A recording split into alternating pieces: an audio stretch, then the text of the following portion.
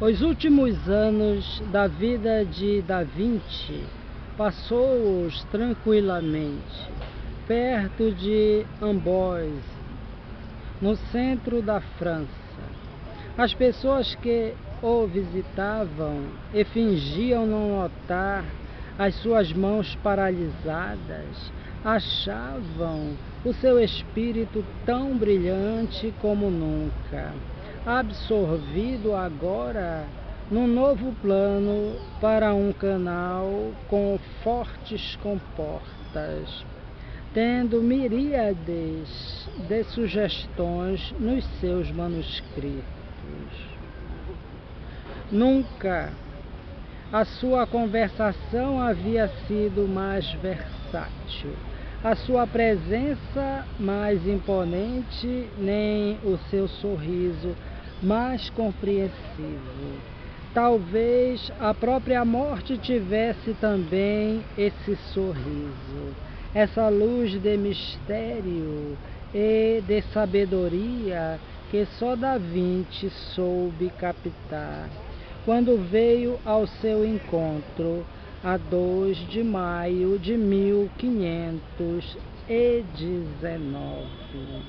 Aqui se encerra a biografia sobre Leonardo da Vinci.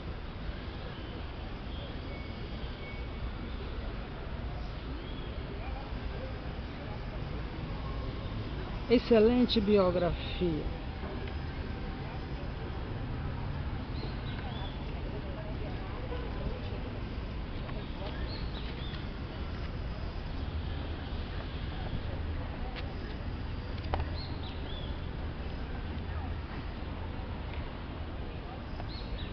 O Santo Mais Popular, por Donald Krause Piché, Giovanni Bernardoni. Para o tratarmos pelo seu nome de batismo, nasceu em 1181 ou 1182 em Assis, na Itália Central. Seu pai, Pietro Bernardoni, próspero mercador, chamava-lhe Francesco ou Cecco, que era o seu diminutivo. Cecco não gostava mais da escola do que qualquer outro rapaz travesso e brincalhão e recebeu uma fraca instrução, mesmo para aqueles tempos.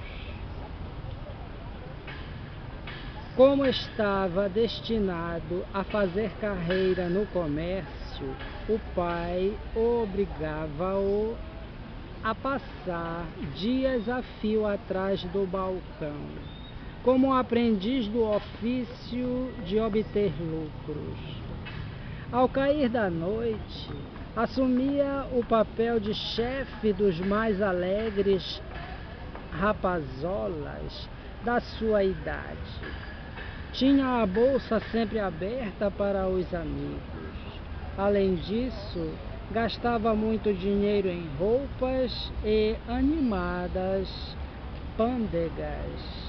O pai, embora o censurasse, nunca lhe cortou a mesada, porque podia, assim, mostrar aos banqueiros que era rico ao ponto de satisfazer todas as extravagâncias de um filho perdulário. Quando, em 1203, os jovens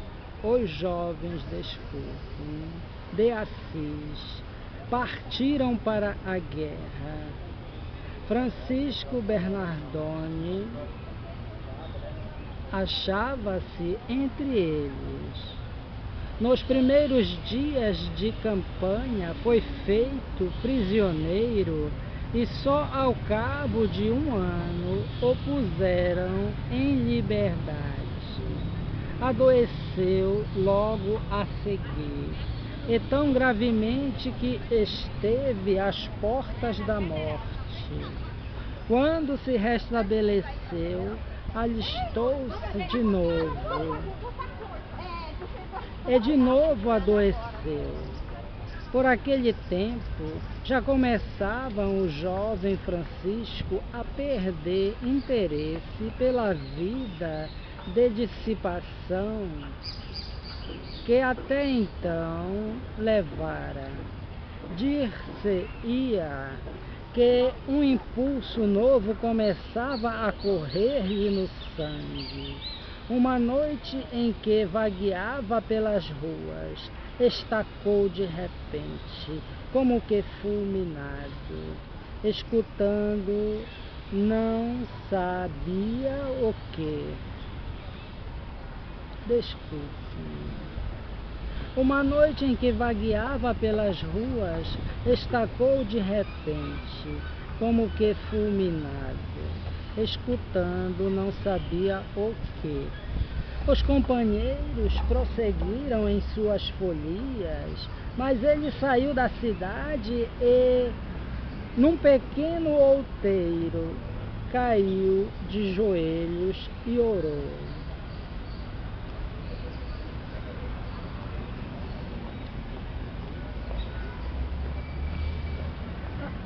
A transformação definitiva que havia de sofrer anunciava-se para breve.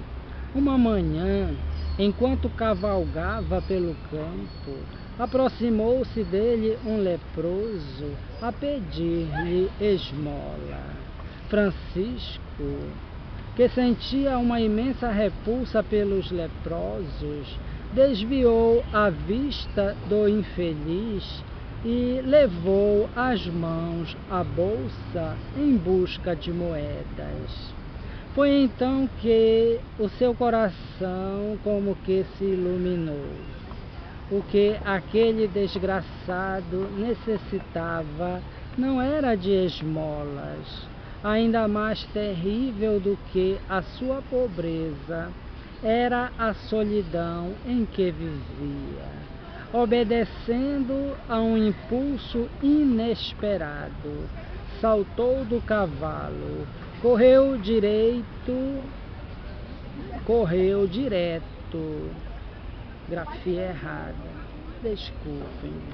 Obedecendo a um impulso inesperado, saltou do cavalo, correu direto ao leproso e beijou-o. A partir daí, impôs a si mesmo a obrigação de visitar a leprosaria e, pouco depois, começou a privar-se de todo o seu dinheiro de bolso, contribuindo assim para minorar o sofrimento daqueles desgraçados.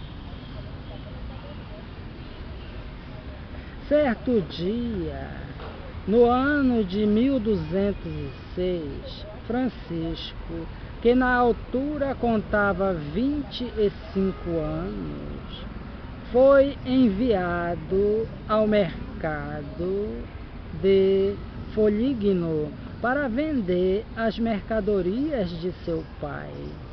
Comerciou e regateou tal como lhe fora ensinado, até conseguir o máximo proveito. Vendeu inclusivamente o seu cavalo como se fora um astuto criador de gado, assim que alguém se manifestou interessado em adquiri-lo. Quando caminhava de regresso à casa, por entre os vinhedos carregados de uvas que começavam a amadurecer, sentiu uma imensa repugnância pela vida dos comerciantes. Essa vida inteiramente devotada ao lucro, à posse de bons terrenos, pensou, é a causa de quantas lutas ignóbeis conspurcam o mundo. Deteve-se nas ruínas da capela de São Damião e, obedecendo a um impulso irresistível, ajoelhou perante os destroços da imagem do taumaturgo. Na cidade, os únicos valores respeitados eram a prosperidade, o conforto e o dinheiro, enquanto ali, naquela colina tranquila, a casa de Deus se desfazia em ruínas. Ninguém tratava dela a não ser um velho padre, pobre como os pombos que se aninhavam nas paredes esburacadas. A Francisco pareceu-lhe ouvir a voz de Cristo num murmúrio: reconstrói a minha igreja. Mais tarde, os doutores da teologia discutiriam se Cristo teria sugerido apenas a restauração da Capela de São Damião ou, muito mais do que isso, a reforma da igreja. Na sua simplicidade, porém, Francisco não ponderou nessas altas metafísicas. Chamou, sim, o velho sacerdote que cuidava da capela e ofereceu-lhe todo o dinheiro que ganhara em Foligno. Atordoado, o padre acusou-lhe a oferta, mas consentiu que o excêntrico jovem partilhasse do seu pão.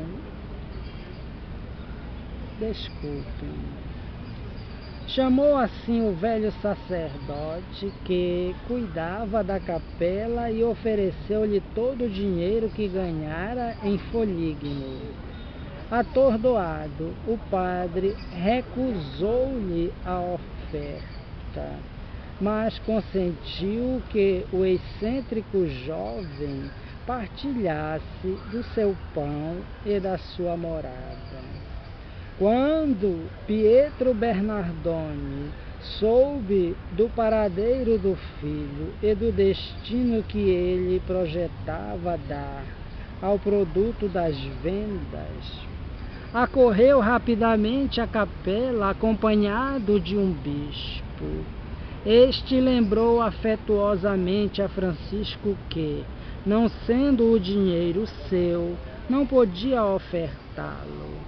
Francisco restituiu-o na totalidade e, para tornar mais evidente o seu voto de renúncia aos bens materiais, despiu as roupas compradas com o dinheiro do pai e devolveu-lhas. Daí por diante, o mundo seria o seu lar, todos os homens seus irmãos. Nunca as riquezas terrenas prenderiam os seus pés com cadeias. Coberto de andrajos, Francisco começou a pedir esmola. Não rogava, porém, comida ou dinheiro, mas sim pedras para reconstruir a capela de São Damião. Se lhe davam dinheiro, não o recusava, mas gastava-o logo em pedras que ele mesmo transportava às costas até as ruínas. Rapidamente arranjou companheiros para o ajudarem na sua tarefa.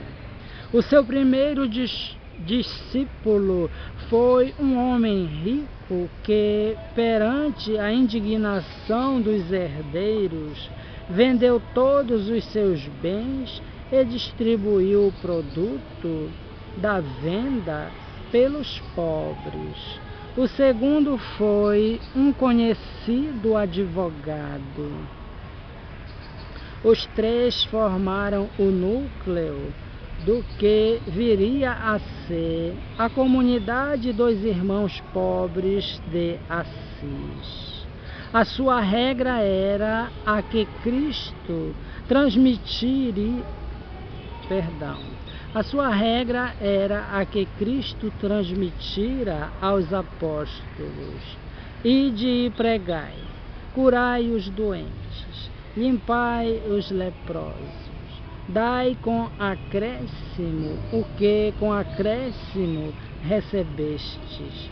Não leveis ouro, nem prata, nem cobre no vosso cinto, nem alforge para o caminho, nem 2 túnicas, nem sandálias, nem bastão, reticências.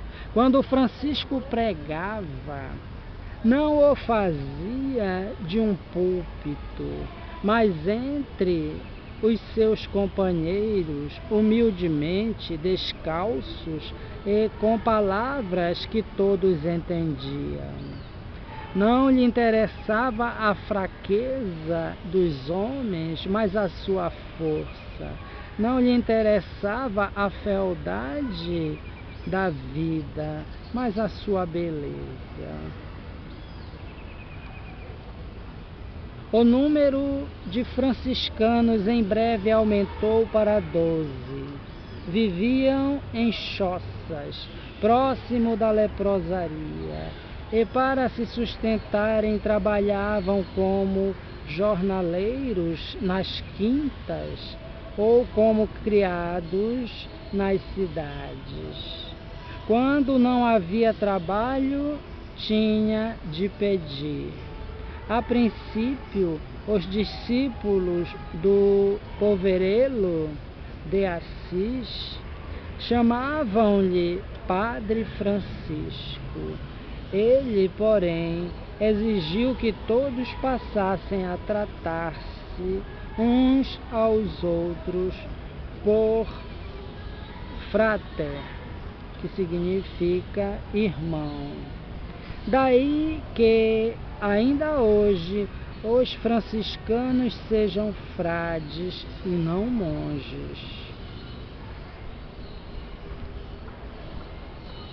Aos grupos de 2, 3 ou 4, os irmãos lançaram-se a pregar. Não sabiam manter os olhos fixos num breviário, mas, de repente, erguiam os olhos para o céu e punham-se a cantar.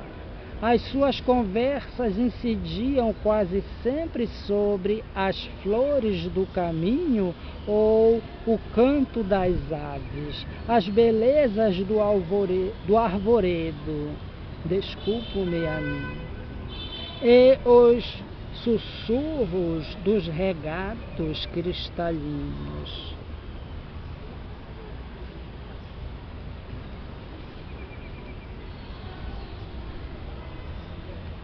Mas o fundamental do seu trabalho residia nas cidades, onde, lembrava Francisco, habitavam os homens cujas almas, mais que o desempenho de outras missões cristãs, era necessário salvar. Homens que na escravidão se insurgiam contra a propriedade e as diferenças de classes.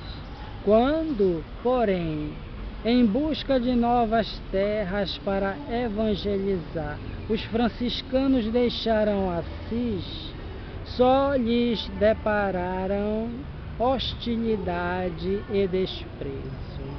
O povo insultava-os, tomando-os por vadios disfarçados de santos. Os ricos consideravam-nos reformadores perigosos. Os sacerdotes acusavam-nos de heresia, e os bispos recusavam-lhes licença para pregar. Mais de uma vez foram apedrejados e expulsos da cidade. Das cidades, desculpe-me.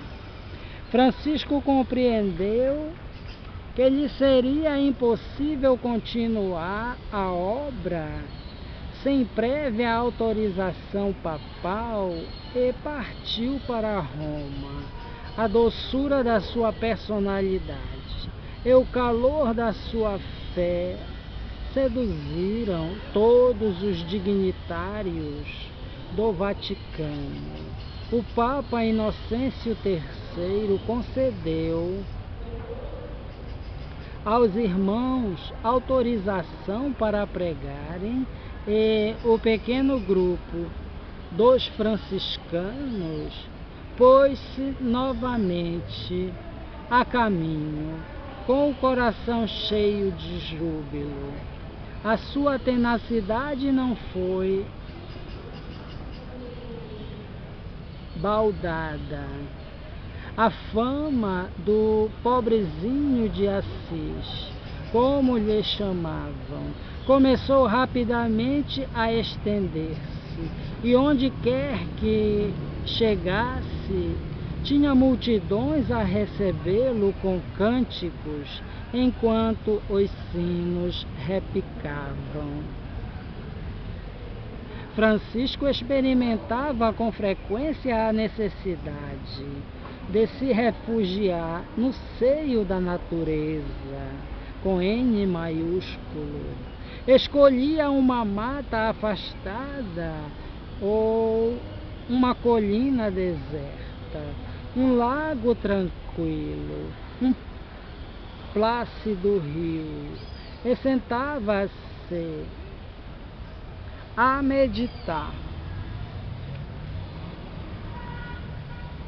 O seu amor por todas as criaturas era tal que se referia à irmã lebre ou à irmã gaivota, com um carinho cheio da mais autêntica fraternidade. Em certa noite de 1212, quando Francisco e os seus irmãos estavam em oração, aperceberam-se de que um archote se aproximava deles através do bosque. Transportava-o uma rapariga de 18 anos, que Francisco conheceu como Clara, filha de um nobre de Assis. Ela ajoelhou perante os irmãos e contou-lhes a sua aflição. Queria dedicar a vida à religião e o pai tentava forçá-la a um casamento de conveniência. Pediu a Francisco que a ajudasse. Fazendo-o, ele expor-se-ia e aos irmãos a um ruinoso escândalo, mas não hesitou, apoiando-se na autoridade de que o investira o Papa. Ele próprio cortou o cabelo à rapariga e acolheu-a na sua ordem. Depois arranjou-lhe guarida entre as beneditinas, e quando a irmã de Clara, com outras mulheres e raparigas, se lhe juntaram, fundou-se a Ordem das Pobres Claristas, ramo feminino da Ordem dos Irmãos Pobres de Assis.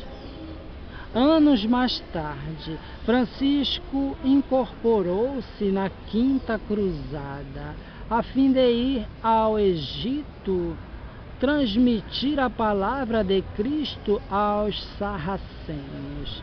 A cruzada iniciara-se sob os melhores auspícios. O Duque de Áustria, o rei da Hungria, os cavaleiros templários, a nobreza italiana e os mercados de Veneza. Entre parênteses, estes movidos pelos seus interesses comerciais. Participavam nela. À sua frente, como comandante-chefe, seguia o núncio do Papa, mas surgiram invejas.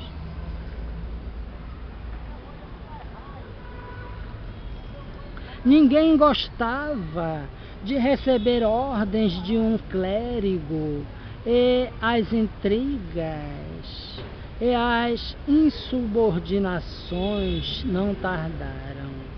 Com horror, Francisco percebeu que os venezianos faziam parte da expedição com o único intuito de enriquecer os templários para tingir de sangue as suas espadas e os soldados pela ambição das pilhagens.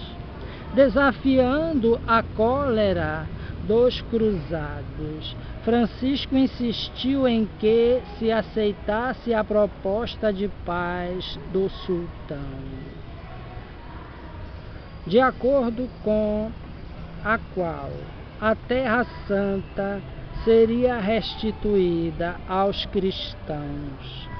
O impaciente núncio deu, porém, o sinal do ataque.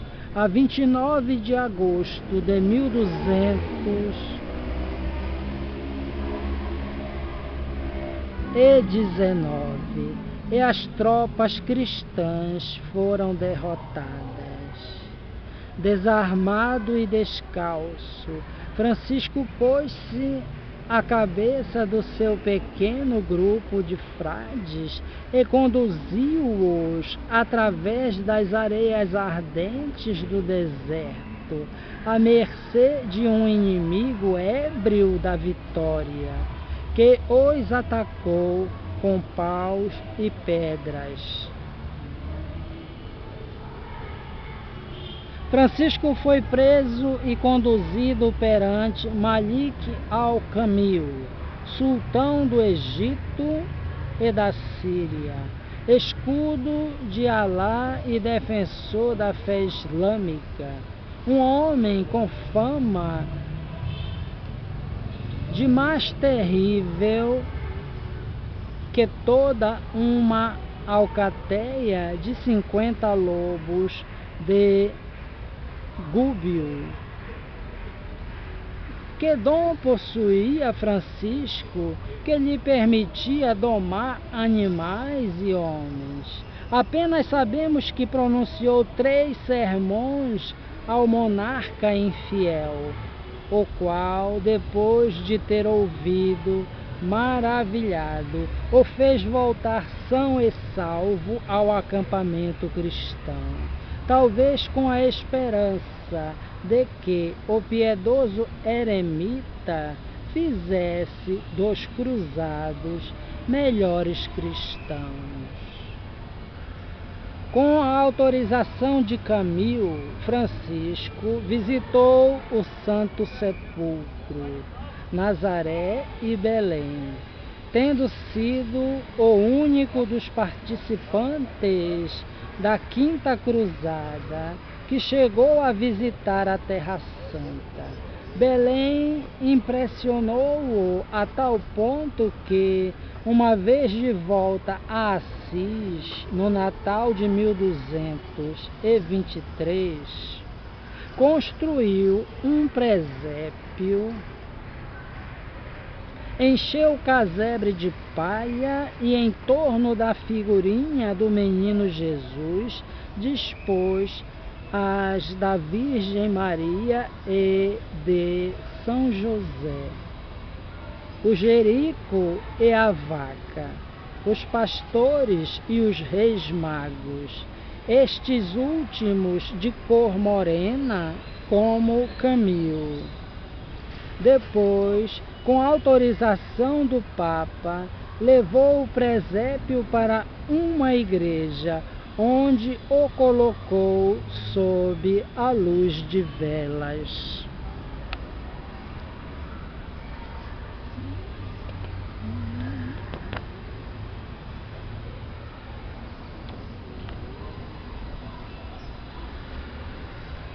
Deste modo, converteu Francisco o Natal, que até então se celebrava apenas com missa cantada, uma festa de amor e de luz, cujo encanto se enraiza na adoração do Deus menino.